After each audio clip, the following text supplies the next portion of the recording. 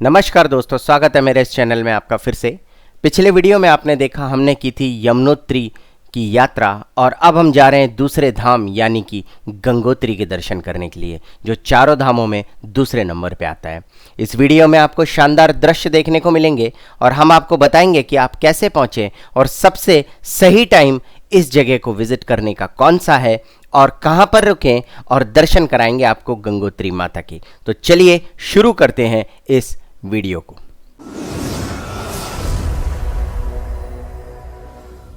शुरुआत करते हैं हम चारों धामों के प्रवेश द्वार यानी ऋषिकेश से, जो गंगोत्री माता का टेम्पल है लगभग 8 घंटे की दूरी पर 270 किलोमीटर, और जो मेन स्पॉट है वो है उत्तर काशी।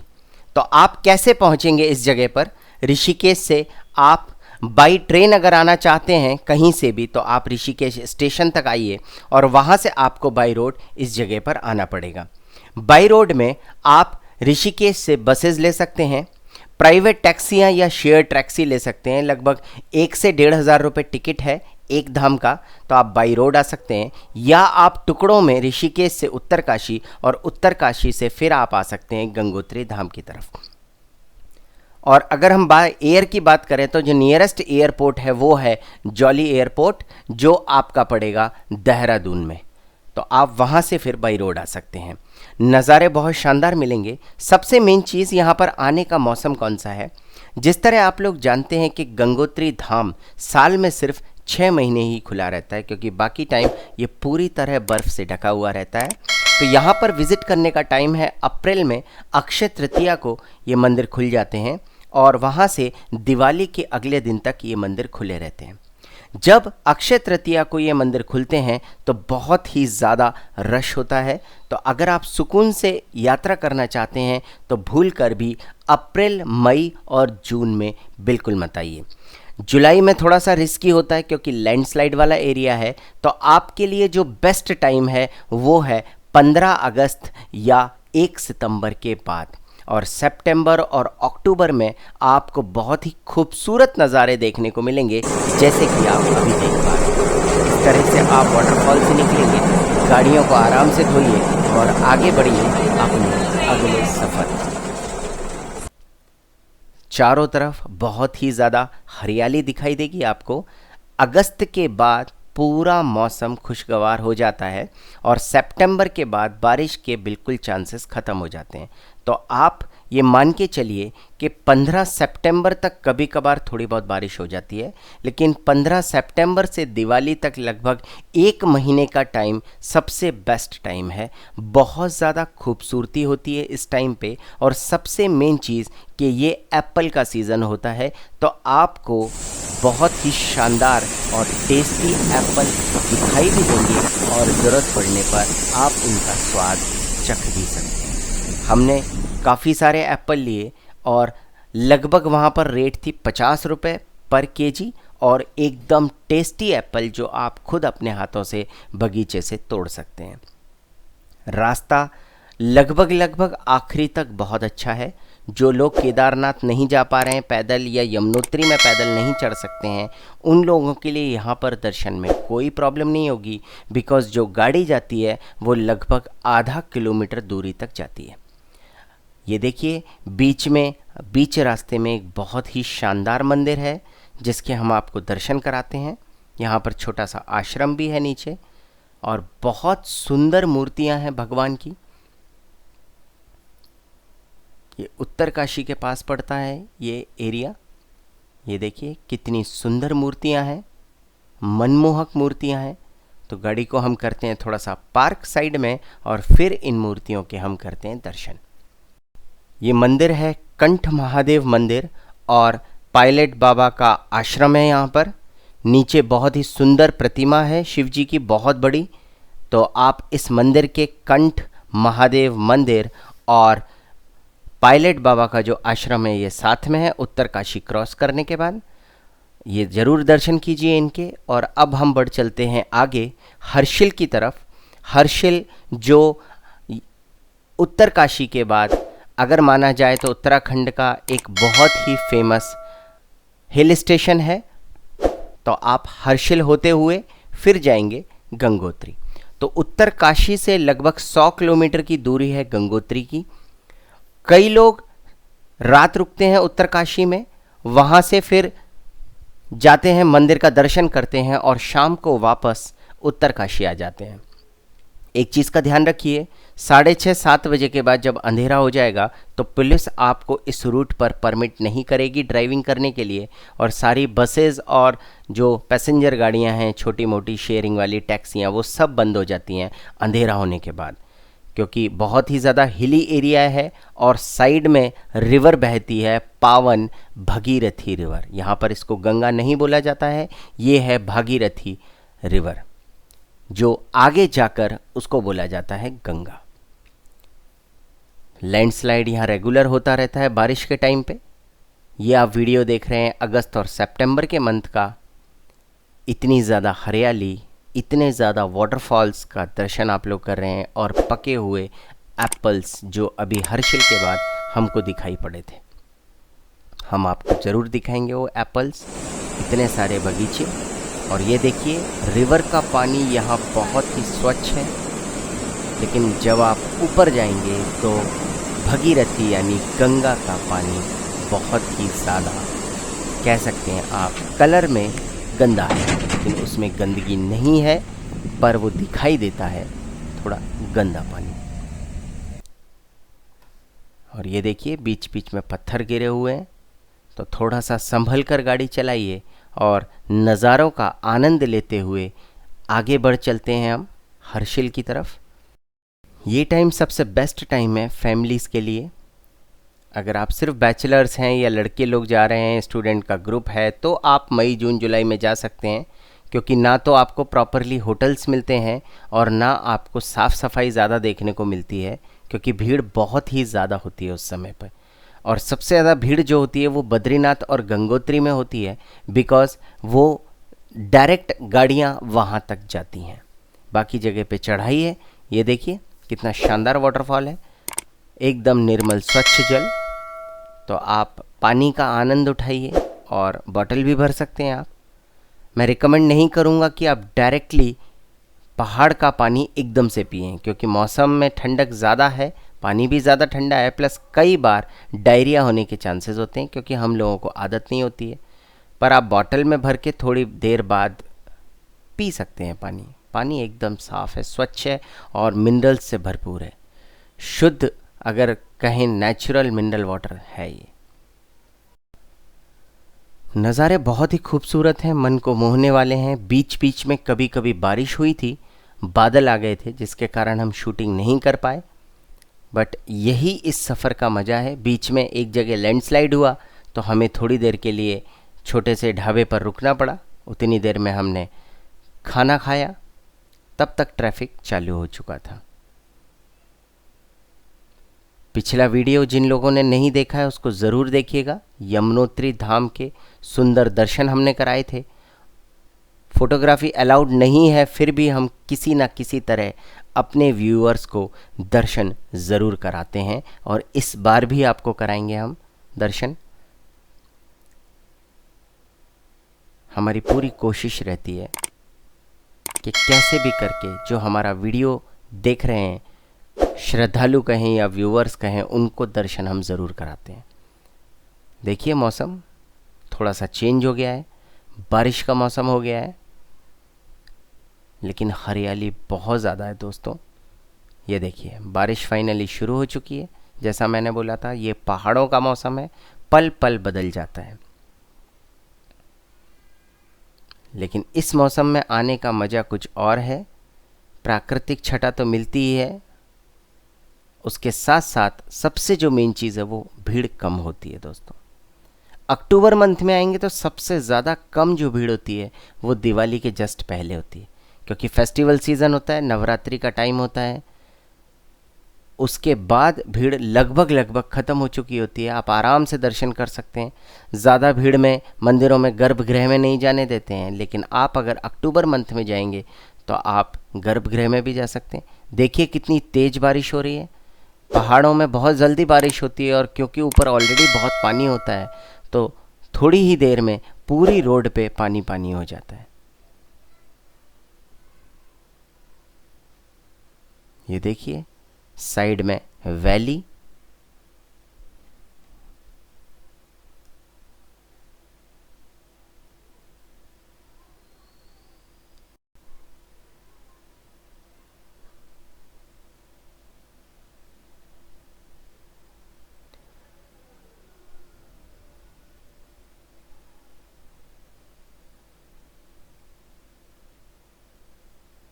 और दोस्तों जब आप गंगोत्री की ओर आएंगे तो आपको एक बहुत ही इम्पॉर्टेंट प्लेस बता देता हूँ, जो अगर आपके पास टाइम है तो विज़िट ज़रूर कीजिए। ये है गरतांग गली। आप नेट पे सर्च कर सकते हैं। भैरव घाटी जब शुरू होती है उसके पहले ही है यहाँ पे एक गरतांग गली। हमने कोशिश की थी अगले दिन कि शायद हम वो विज़िट कर सकें, लेकिन उसमें लगभग 2 से 3 घंटे लगते हैं। वो भारत और तिब्बत के बीच में बनी हुई सीढ़ियाँ हैं, बिल्कुल बॉर्डर के ऊपर लकड़ी की सीढ़ियाँ हैं, और आज भी वो वर्ल्ड की सबसे डेंजरस सीढ़ियों में से एक माना जाता है। तो जिनको एडवेंचर का शौक़ लेना हो, जो वास्तव में एक अलग ही अनुभव चाहते हो जो कहीं उनको नहीं मिला हो, तो आप गरतांग गली ज़रूर जाइए। लगभग 150 रुपये टिकट है वहाँ पे पर हेड। 2 किलोमीटर पैदल जाना पड़ता है आपको, और उसके बाद शुरू होती है गरतांग वैली। बहुत ही डेंजरस वैलीज़ में से एक है। हम आपको दिखाएंगे ज़रूर वो अपने वीडियो में, लेकिन हम अंदर तक नहीं जा पाए क्योंकि 2-3 किलोमीटर पैदल जाना है और 2 से 3 घंटे का टाइम हमारे पास नहीं था। ये देखिए अभी रिसेंटली एक छोटा सा लैंडस्लाइड हुआ था, क्रेन ने उससे थोड़ी सी जगह बनाई और पानी अभी भी वहाँ पे निकल रहा है। और देखिए जो रीज़न मैंने बताया था सितंबर में आने का, ये है वह रीज़न। बेस्ट टाइम विज़िट करने का सितंबर अक्टूबर में, क्योंकि आपको इतनी सुंदरता किसी और मंथ में नहीं मिलेगी। एप्पल्स का मज़ा लीजिए, टेस्ट करेंगे तो ताज़े एप्पल, ये देखिए एकदम लाल, और अक्टूबर में आएंगे तो एकदम ये पूरी तरह पक चुके होंगे। अभी भी ये लगभग पके हुए हैं, बट पूरी तरह नहीं पके हुए हैं। 15-20 दिन के बाद ये और ज़्यादा पक चुके होंगे। पीछे है एप्पल, बहुत ही शानदार।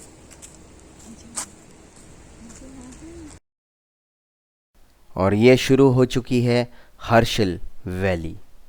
बहुत ही खूबसूरत नज़ारा, हिल स्टेशंस में से एक उत्तराखंड का।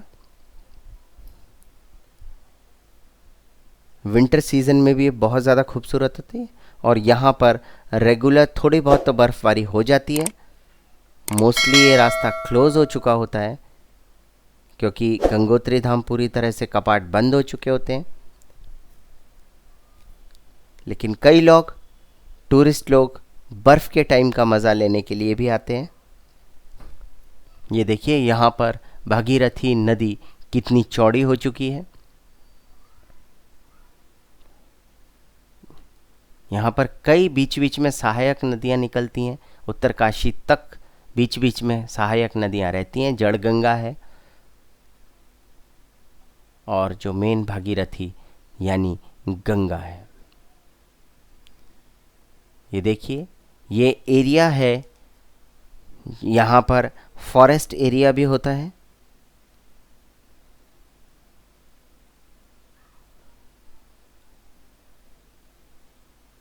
और जो मैंने बताया गरतांग गली, वो आपकी जड़ गंगा के पास पास से ही है। और उत्तरकाशी जाएं तो वहाँ का मेन टेम्पल, नॉर्थ का काशी यानी उत्तर काशी, जिस तरह एक और काशी है बनारस, इसी तरह ये नॉर्थ का काशी माना जाता है, शिव की नगरी। यहाँ पर भी काशी विश्वनाथ मंदिर है। और ये देखिए ये वही वैली है जो गरतंग गली वाली वैली है। इसी के साइड साइड से लकड़ी की सीढ़ियाँ हैं और नीचे गहरी खाई है। तो अगर आप इसको विज़िट करना चाहें, आपके पास टाइम हो, तो इसको मिस मत कीजिए। और अब यहाँ से गंगोत्री है 8 किलोमीटर, और जो मेन गौमुख जहाँ से गंगा निकलती है वो 28 किलोमीटर है। यानी लगभग 20 से 21 किलोमीटर आपको गंगोत्री धाम से और पैदल पहाड़ों के अंदर जाना पड़ेगा, जहाँ से ग्लेशियर के थ्रू आपको गौमुख दिखेगा। और गौमुख जो मेन जगह है भगीरथी रिवर यानी गंगा रिवर के निकलने की जगह, उद्गम स्थान, उसके लिए आपको पैदल जाना पड़ेगा। और आने जाने में लगभग आप 4 से 5 दिन का टाइम मान सकते हैं। एक्स्ट्रा एडिशनल 4 दिन आपको चाहिए अगर आपको गौमुख देखना है तो। ये देखिए, ये हम बिल्कुल गंगोत्री के एंट्री गेट पर ही हैं। वेलकम टू गंगोत्री धाम। यहाँ पे काफ़ी बड़ा पहाड़ का टुकड़ा गिरा हुआ था, बड़ी मुश्किल से गाड़ी निकली है। ये एक दिन पहले ही हुआ है, काफ़ी बड़ा एरिया गिर गया है मेन रोड के ऊपर।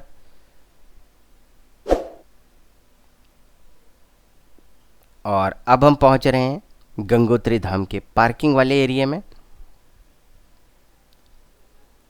ये देखिए, ये हम पार्किंग के एंट्री पे पहुंच चुके हैं। पर व्हीकल 100 रुपीज़ एंट्री फीस है यहाँ पर। और यहाँ से आपकी स्टार्ट हो जाती है पार्किंग। नॉर्मली आपको प्रीफर किया जाता है कि आप यहीं पर ही पार्किंग कर दें, बट यहाँ से करीब आधा से पौने 1 किलोमीटर यानी लगभग 600 से 700 मीटर आपको पैदल चलना पड़ेगा। अभी हमको भी पार्किंग देखनी है, अभी तो रश उतना नहीं है, इसीलिए पार्किंग इजीली मिल जाएगी। और हमने यहाँ पर ऑलरेडी ऑनलाइन होटल बुक करा दिया था। लगभग यहाँ पे 500 रुपये रूम से लेके 3000 से 4000 रुपये रूम तक चलता है। और सीज़न में ये कहीं ज़्यादा रेट हो जाती है। तो अगर ज़्यादा रेट आपको लग रही है और आपके पास टाइम हो तो आप सुबह उत्तरकाशी से जाइए, दर्शन कीजिए, दिन भर घूमिए और वापस रात तक उत्तरकाशी पहुंच जाइए, तो ज़्यादा बेहतर है, क्योंकि वहाँ पर फिर आपको नॉर्मल रेट्स में रूम मिल जाएंगे। अभी हमने यहाँ पर रूम बुक किया है। ये देखिए, होटल मनीषा, लकड़ी का होटल है पूरा रिजॉर्ट।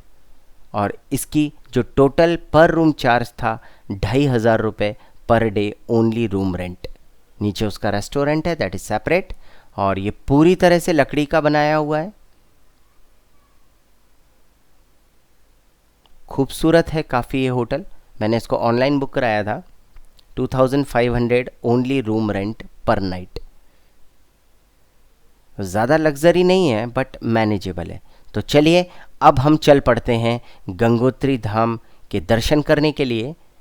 ये छोटा सा पार्किंग एरिया है लोकलाइट्स के लिए। और यहाँ पर कौन कौन से स्थान हैं घूमने के लिए वो भी हम आपको एक बार लिस्ट दिखा देते हैं, नोट कर लीजिए, ताकि आप उसी हिसाब से टाइम और डिस्टेंस सारी चीज़ें का आप अंदाज़ा लगा सकते हैं। तो चलिए आपको दिखा देते हैं एक बोर्ड जहाँ पर आपको सारी जगह पता चल जाएंगी। ये देखिए, यहाँ से लगभग गंगोत्री मंदिर आधा किलोमीटर है। भगीरथी शिला है, सूर्य कुंड भी है, यहाँ पे गौरी कुंड है जिसमें गर्म पानी है सूर्य कुंड में। और अगर आपको गौमुख के दर्शन करने हैं तो यहाँ से लगभग 19 किलोमीटर जाना है। और एक पांडव गुफा है जो यहाँ से करीब 2 किलोमीटर की दूरी पर है। तो ये सारी चीज़ें आप विज़िट कर सकते हैं, उसके लिए टाइम चाहिए। 2 दिन अगर आप रुकते हैं तो आसपास के एरिया को आप विज़िट कर सकते हैं, बट गौमुख जाना है तो 4 से 5 दिन। अब हम मात्र 100 मीटर की दूरी पे हैं मेन टेम्पल से, लेकिन हम आपको दिखा देते हैं, जरा भगीरथी रिवर के दर्शन करा देते हैं।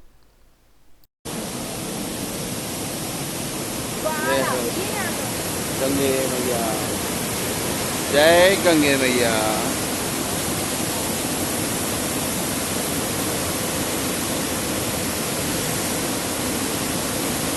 और बैक साइड का जो एरिया है वो है सूर्य कुंड का। तो आप लोहे के ब्रिज को क्रॉस करके जाएंगे तो सूर्य कुंड, जहाँ पर आपको मिलेगा एकदम गर्म पानी।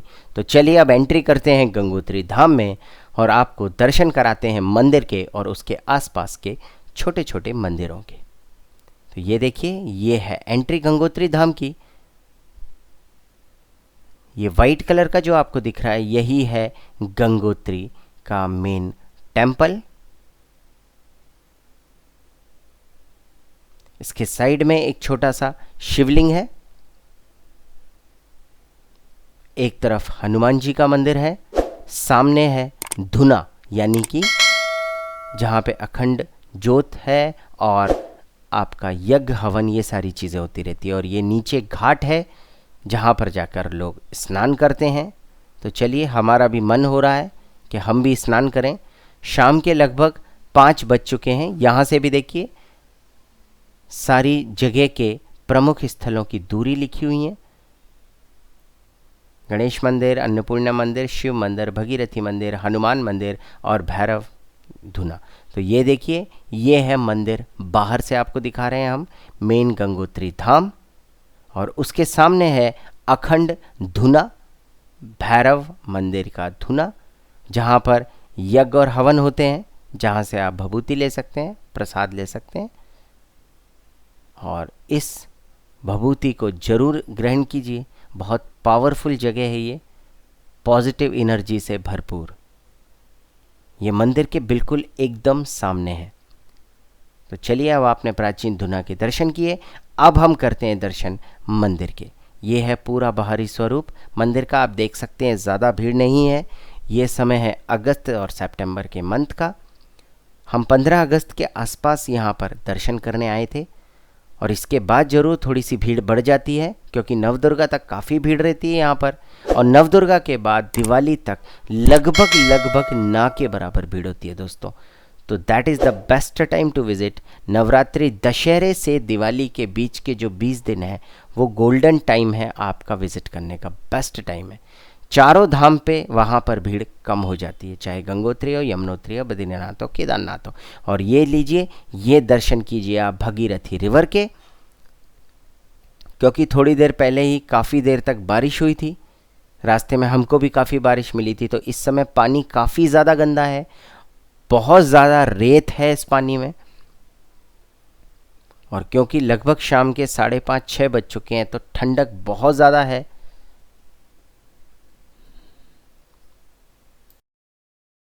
ये मेन गंगा घाट है जहाँ पर स्नान किया जाता है। घाट बने हुए हैं, और पीछे है आरती की जगह, जहाँ पर शाम को भी आधे पौन घंटे के बाद आरती शुरू होगी गणेश मंदिर के कॉर्नर पर। पीछे भागीरथी शिला है, जिस शिला पर बैठकर राजा भागीरथी ने 5000 से ज़्यादा वर्ष तक तपस्या की थी, और भागीरथी यानी गंगा माता को यहाँ पर अवतरित किया था। यहाँ के दर्शन जरूर कीजिए। यही वो जगह है, यही वो स्थान है जहाँ पर तपस्या की थी राजा भगीरथी ने।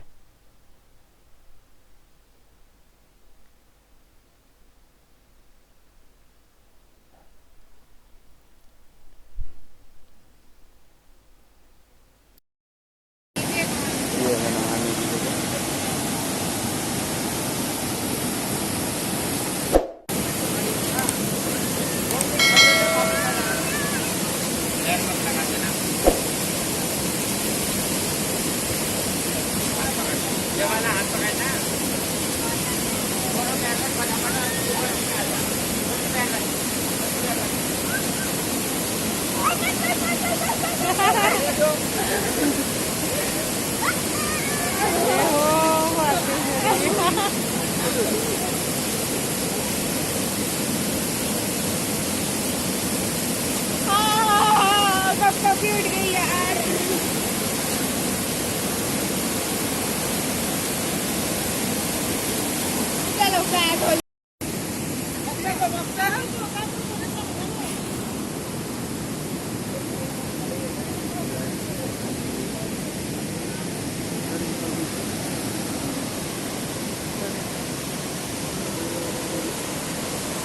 दोस्तों, मैंने नहाने की कोशिश की, बट मेरी बस की नहीं है।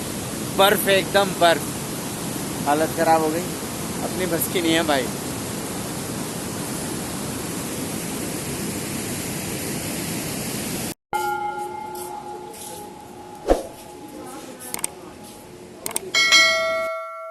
अब शाम का टाइम हो चुका है आरती का, और जब तक गंगा आरती वहाँ पर होगी घाट पर, तब तक ये मंदिर बंद कर दिए जाता है।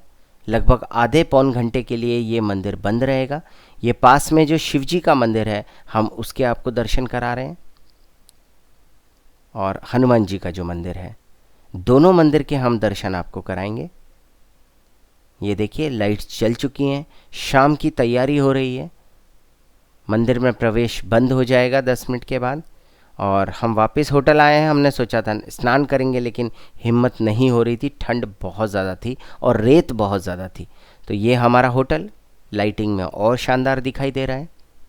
और क्योंकि ये गंगा धाम है तो यहाँ पर आसपास के जो छोटे छोटे मंदिरों के देवता होते हैं, लोकल मंदिर जो होते हैं, उनके देवताओं को यहाँ पर रेगुलर स्नान के लिए लेकर आते हैं आसपास के लोग। तो पास के गांव से आप देख रहे हैं देवता को लेके आए स्नान कराने के लिए भागीरथी रिवर में।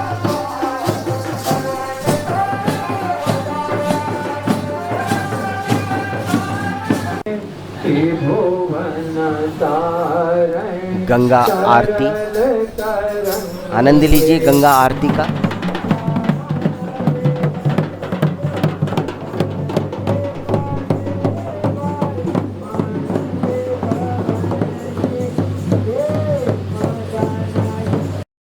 यही है वो दुर्लभ शिला जिस पर बैठकर तपस्या की थी 5,500 सालों तक राजा भगीरथी ने, और फिर गंगा माता प्रसन्न होकर धरती पर आई थी। तो यही वो शिला है।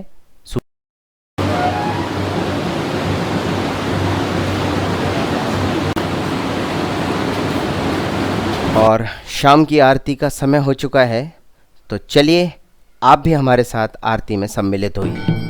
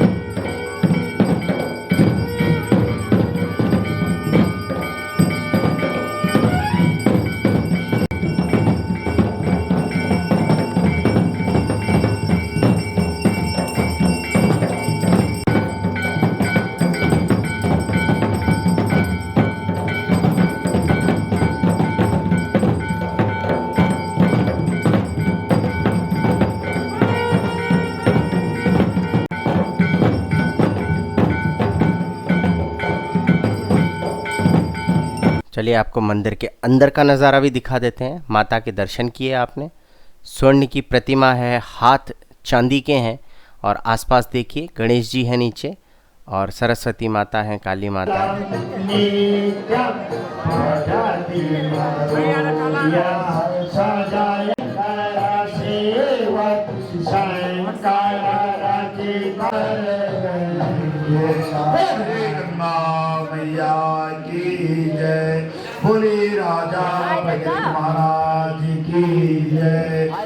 तो दोस्तों यहाँ पर हमारा वीडियो होता है ख़त्म।